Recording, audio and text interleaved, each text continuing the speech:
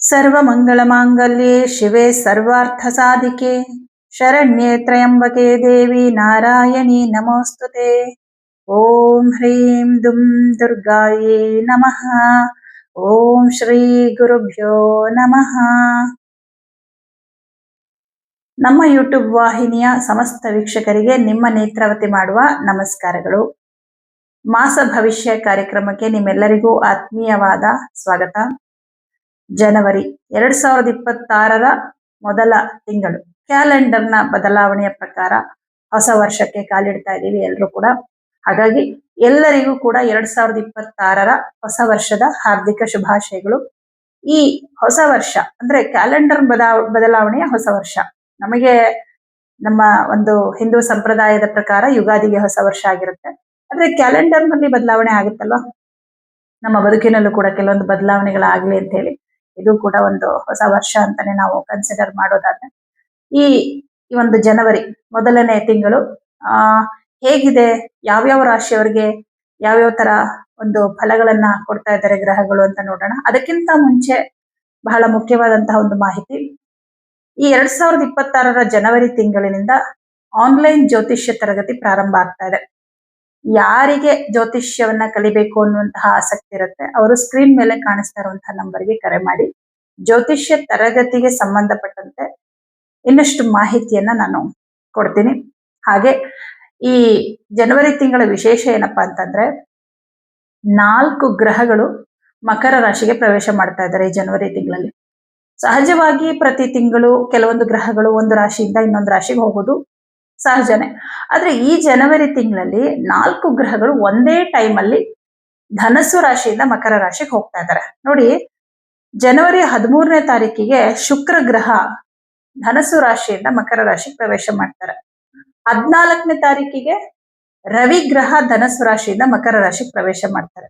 ಹಾಗೆ 16ನೇ ತಾರೀಕಿಗೆ ಬುಧ ಗ್ರಹ ಧನಸ್ಸು ರಾಶಿಯಿಂದ ಕುಜಗ್ರಹ ಧನಸ್ಸು ರಾಶಿಯಿಂದ ಮಕರ ರಾಶಿಗೆ ಪ್ರವೇಶ ಮಾಡಿದ್ರೆ, 17ನೇ ತಾರೀಕಿಗೆ ಬುಧ ಗ್ರಹ ಧನಸ್ಸು ರಾಶಿಯಿಂದ ಮಕರ ರಾಶಿಗೆ ಪ್ರವೇಶ ಮಾಡ್ತಾರೆ.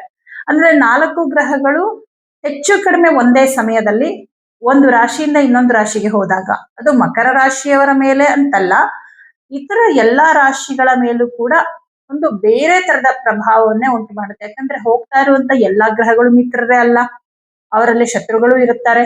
ಶತ್ರುತ್ವ ಇರುವಂತ ಗ್ರಹಗಳು ಒಂದೇ ಮನೆಯಲ್ಲಿ ಇದ್ದಾಗ ಅದನ್ನ ಗ್ರಹ ಯುದ್ಧ ಅಂತ ಕೂಡ ಕರಿತೀವಿ. ನೋಡೋಣ ಈ ಒಂದು ವಿಶೇಷ ಬದಲಾವಣೆ ಯಾವ ಯಾವ ರಾಶಿಯವರಿಗೆ ಶುಭ, ಯಾವ ಯಾವ ರಾಶಿಯವರಿಗೆ ಅಶುಭ ಫಲ ಅಂತ ತಿಳ್ಕೊಳ್ಳೋಣ. ಹಾಗಿದ್ರೆ ಈ 2026ರ ಜನವರಿ ತಿಂಗಳ ಒಂದು ಮಾಸ ಭವಿಷ್ಯ 12 ರಾಶಿಗಳಿಗೆ ಯಾವ ತರ ಇದೆ ಅನ್ನೋದನ್ನ ನೋಡೋಣ. ಹಾಗೆ ನಮ್ಮ ವಿಡಿಯೋ, ನಮ್ಮ ಚಾನೆಲ್ ನಲ್ಲಿ ಬರ್ತಕ್ಕಂತಹ ಜ್ಯೋತಿಷ್ಯಕ್ಕೆ ಸಂಬಂಧಪಟ್ಟಂತಹ ವಿಡಿಯೋಗಳು ನಿಮ್ಗೆ ಇಷ್ಟ ಆದ್ರೆ ಲೈಕ್ ಮಾಡಿ, ಶೇರ್ ಮಾಡಿ, ಇನ್ನಷ್ಟು ಜನಕ್ಕೆ ಈ ಒಂದು ಮಾಹಿತಿ ತಲುಪಲಿ ನಿಮ್ಗೆ ಇಷ್ಟ ಆದ್ರೆ ಮಾತ್ರ. ಹಾಗೆ ಜ್ಯೋತಿಷ್ಯಕ್ಕೆ ಸಂಬಂಧಪಟ್ಟಂತ ಯಾವುದೇ ಪ್ರಶ್ನೆಗಳಿದ್ರು ಕೂಡ ನೀವು ಕಮೆಂಟ್ ಬಾಕ್ಸ್ ನಲ್ಲಿ ತಿಳಿಸಿ, ನಾನು ಉತ್ತರವನ್ನ ನೀಡುವ ಪ್ರಯತ್ನವನ್ನ ಮಾಡ್ತೀನಿ. ಹಾಗಿದ್ರೆ ಈ ಒಂದು 2026ರ ಜನವರಿ ತಿಂಗಳ ಮಾಸ ಭವಿಷ್ಯ ಹೇಗಿದೆ ಅನ್ನೋದನ್ನ ಈಗ ನೋಡೋಣ. ಕನ್ಯಾ ರಾಶಿ. ಕನ್ಯಾ ರಾಶಿಯವರಿಗೆ ನಿಮ್ಮ ರಾಶ್ಯಾಧಿಪತಿ ಬುಧ ಗ್ರಹ 4ಥ ಭಾವದಲ್ಲಿರ್ತಾರೆ.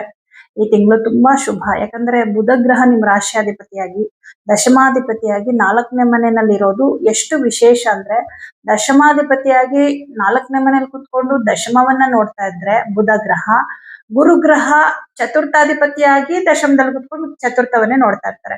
ಅಂದ್ರೆ 4 ಮತ್ತು 10ನೇ ಮನೆ ಅಧಿಪತಿಗಳ ಒಂದು ಸಂಬಂಧ ತುಂಬಾ ಚೆನ್ನಾಗಿರುತ್ತೆ.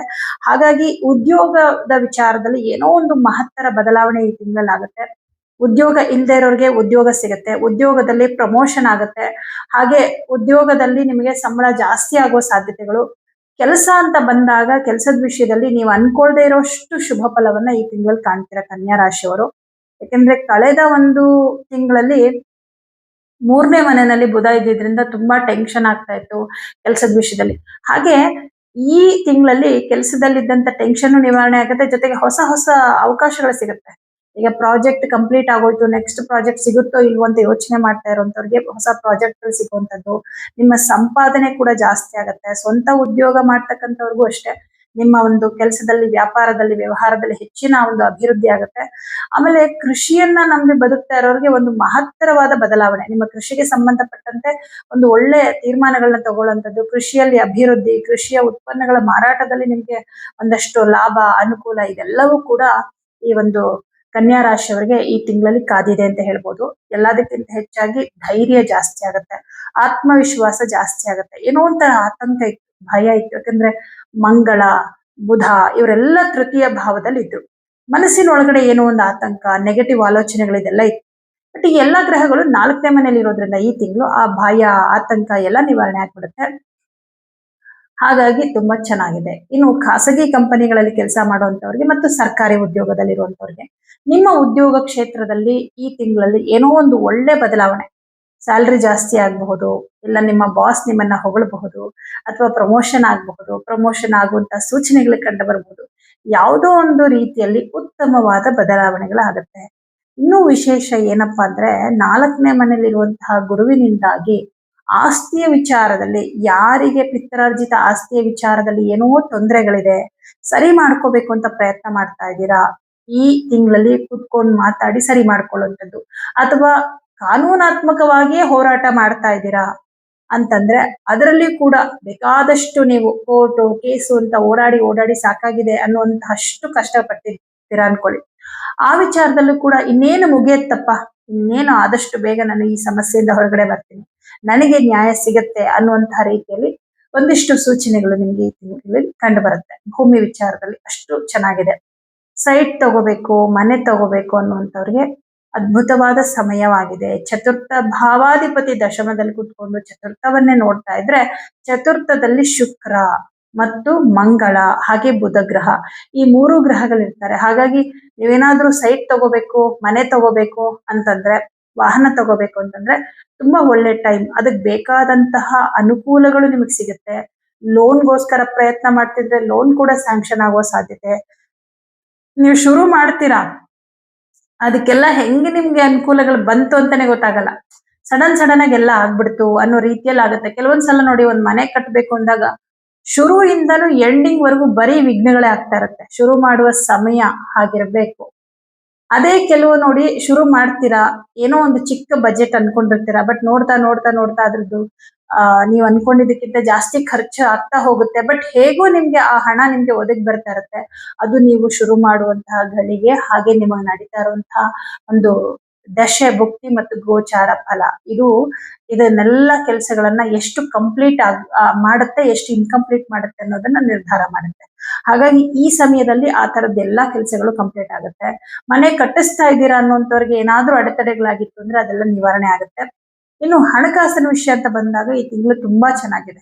ನೋಡಿ, 13ನೇ ತಾರೀಕುವರೆಗೂ ಶುಕ್ರ ಗ್ರಹ ಧನಸ್ಸು ರಾಶಿಯಲ್ಲಿ ಇರ್ತಾನೆ. 13ನೇ ತಾರೀಕಿಗೆ ಮಕರ ರಾಶಿಗೆ ಹೋಗ್ತಾರೆ. ಮಿತ್ರನ ಮನೆ, ಇನ್ನೂ ಶುಭ. ಹಾಗಾಗಿ ಫೈನಾನ್ಷಿಯಲ್ ಪ್ರಾಬ್ಲಮ್ ನ ನಿಜವಾಗ್ಲೂ ಸಾಲ್ವ್ ಮಾಡ್ಕೊಳ್ಳೋ ಟೈಮ್ ಈ ಜನವರಿ ತಿಂಗಳಾಗಿದೆ. ಸಾಲ ಇದೆ, ಬ್ಯಾಂಕ್ ಲೋನ್ ಇದೆ, ಹಣಕಾಸಿನ ವಿಷಯದಲ್ಲಿ ತುಂಬಾ ಇದೆ ಪ್ರಾಬ್ಲಮ್ಮು, ಅಥವಾ ಒಡವೆಗಳನ್ನೆಲ್ಲ ನೀವು ಪ್ಲೆಡ್ಜ್ ಮಾಡಿದ್ದೀರಾ, ಬಿಡಿಸ್ಕೋಬೇಕು.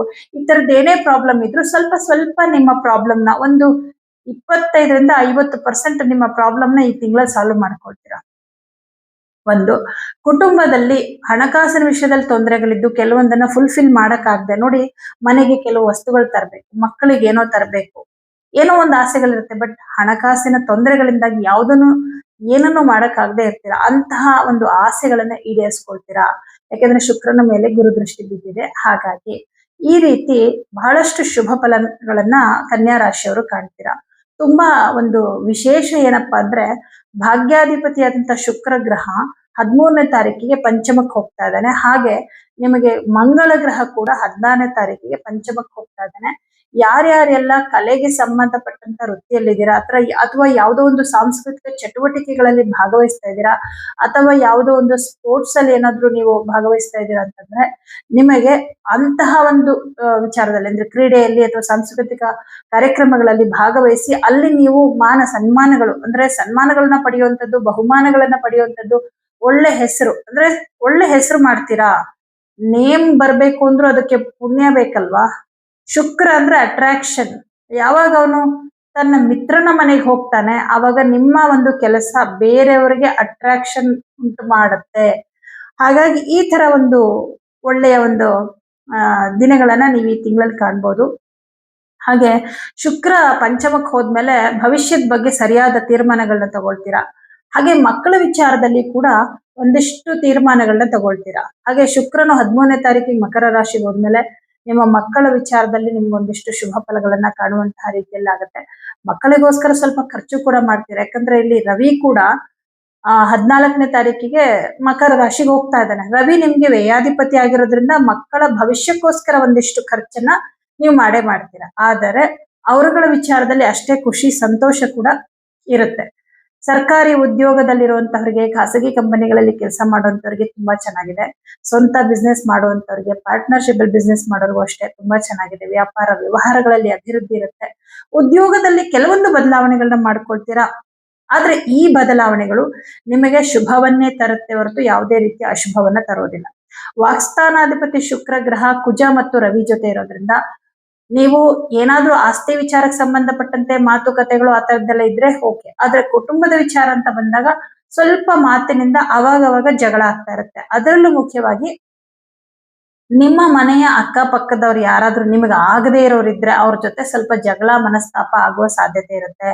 ಈ ತಿಂಗಳಲ್ಲಿ ಸ್ವಲ್ಪ ಎಚ್ಚರಿಕೆಯಿಂದ ಇರಿ. ಅಂದ್ರೆ ಆತರ ಬೇಕು ಅಂತಾನೆ ನಿಮ್ಮನ್ನ ಜಗಳ ಕೀಳಿಸ್ಬೇಕು ಅಂತ ಕೆಲವ್ರು ಏನಾದ್ರು ಕಾಯ್ತಾ ಇದ್ರೆ, ಅಥವಾ ಬೇಕು ಅಂತಾನೆ ನಿಮ್ಗೆ ಏನಾದ್ರು ಮಾನಸಿಕವಾಗಿ ಕಿರಿಕಿರಿ ಮಾಡೋ ತರ ಅವರು ಇದ್ದಾರೆ ಅಂದ್ರೆ, ನೀವು ಅಂತವ್ರನ್ನ ಎಷ್ಟು ಉದಾಸೀನ ಮಾಡ್ತೀರೋ ಅಷ್ಟು ಒಳ್ಳೇದು.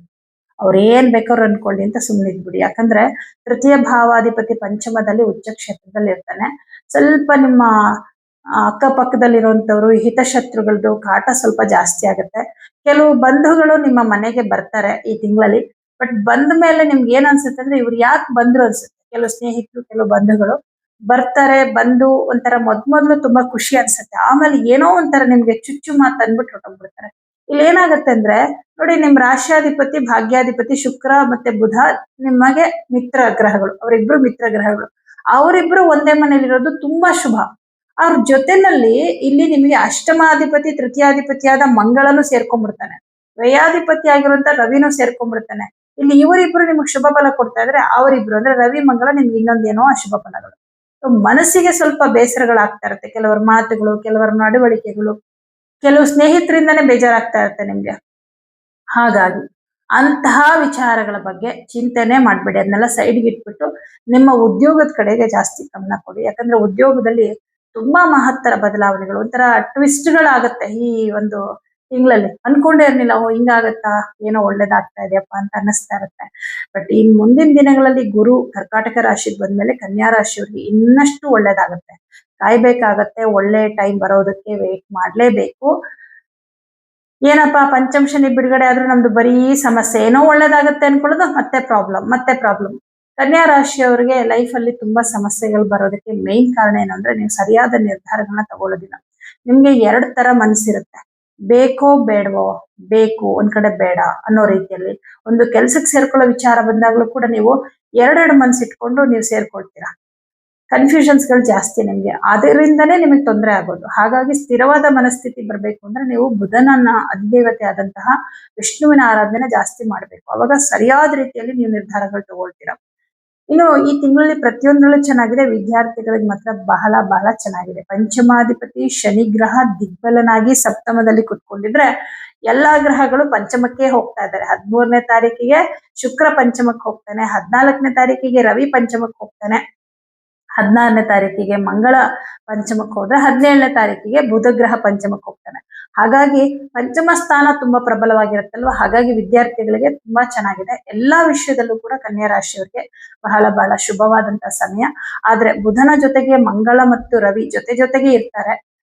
ಧನಸ್ಸುನಲ್ಲಿದ್ದಾಗ್ಲೂ ಜೊತೆಲಿ ಇರ್ತಾರೆ, ಮಕರಕ್ಕೆ ಹೋದಾಗ್ಲೂ ಜೊತೆಲಿ ಇರ್ತಾರೆ. ಹಾಗಾಗಿ ಸ್ವಲ್ಪ ನಿಮ್ಮ ಮನಸ್ಸಿನಲ್ಲಿ, ನಿಮ್ಮ ಯೋಚನೆಯಲ್ಲಿ ಬದಲಾವಣೆಗಳಾಗ್ತಾ ಇರುತ್ತೆ. ಸ್ವಲ್ಪ ಆತಂಕ, ಟೆನ್ಷನ್ ಇದೆಲ್ಲ ಆಗ್ತಾ ಇರುತ್ತೆ. ಅದು ಕಡಿಮೆ ಆಗೋದಕ್ಕೆ ಪ್ರತಿದಿನ ವಿಷ್ಣು ಸಹಸ್ರನಾಮ ಮಂತ್ರವನ್ನ ಕೇಳಿಸ್ಕೊಳ್ಳಿ. ಹಾಗೆ ಪ್ರತಿದಿನ ವಿಷ್ಣು ಅಷ್ಟೋತ್ತರ, ಲಕ್ಷ್ಮಿ ಅಷ್ಟೋತ್ತರವನ್ನ ಹೇಳ್ಕೊಳ್ಳಿ. ಈ ತಿಂಗಳಿನಲ್ಲಿ ಪ್ರತಿ ಬುಧವಾರ ಹೆಸರು ಕಾಳು ಮತ್ತು ಅವರೆಕಾಳು ದಾನ ಕೊಡಿ. ಹಾಗೆ ಪ್ರತಿದಿನ ಬೆಳಗ್ಗೆ ಆದಿತ್ಯ ಹೃದಯ ಮಂತ್ರ ಹೇಳ್ಕೊಳ್ಳಿ. ಆದಿತ್ಯ ಹೃದಯ ಮಂತ್ರ ಹೇಳ್ಕೊಳ್ಳೋದ್ರಿಂದ ನಿಮ್ಮ ಆತ್ಮವಿಶ್ವಾಸ ಜಾಸ್ತಿ ಆಗತ್ತೆ. ಏನಾದ್ರೂ ಒಂದು ಡಿಸಿಷನ್ ತಗೋಬೇಕು ಅಂದ್ರೆ ಧೈರ್ಯ ಬರುತ್ತೆ. ಈ ಎಲ್ಲ ಪರಿಹಾರಗಳನ್ನ ಮಾಡ್ಕೊಳ್ಳಿ, ಒಳ್ಳೇದಾಗತ್ತೆ. ಈ ತಿಂಗಳು ನಿಮ್ಗೆ ತುಂಬಾ ಚೆನ್ನಾಗಿದೆ. ಎಲ್ರಿಗೂ ಶುಭವಾಗಲಿ.